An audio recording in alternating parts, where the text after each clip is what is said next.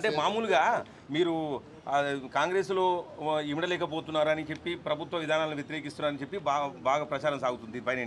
ఇప్పుడు ఈ మధ్యలో ఎలా అయిపోయిందంటే స్పెషల్లీ నాకు ఎప్పటి నుంచో నేను ఇప్పుడు చెప్పినట్టుగా ఏది మాట్లాడినా సెన్సేషన్ న్యూస్ అవుతుంది. కొంచెం వాస్తవాలు కొన్ని ఇష్యూల్లో మాట్లాడినప్పుడు వస్తుంది.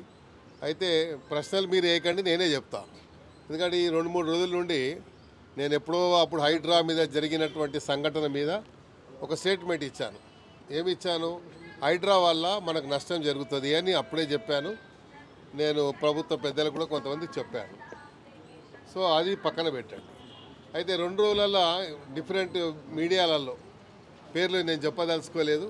రకరకాలుగా కథనాలు వాళ్ళే ఊహించుకొని ఇలా ఉంది, ఇలా జరిగింది అని, ఇలా అవుతుందని, లేకుంటే మరి ప్రభుత్వానికి వ్యతిరేకంగాని నేను చాలా స్పష్టంగా చెప్పడం జరిగింది.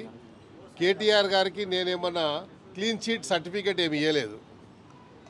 అక్కడ గతంలో రాజశేఖర రెడ్డి గారు లేనప్పుడు, అధికారంలో లేనప్పుడు, చంద్రబాబు నాయుడు గారు అధికారంలో ఉన్నప్పుడు హైదరాబాద్ సిటీకి ఫార్ములా 1 రేస్ రావాలి, వస్తే బాగుంటుంది అని చెప్పి. ప్రపంచంలో ఏ మూల ఏ క్షణం ఏం జరుగుతుందో వేగంగా తెలుసుకోవడానికి తొలి వెలుగు వాట్సాప్ ఛానల్ని ఫాలో చేయండి.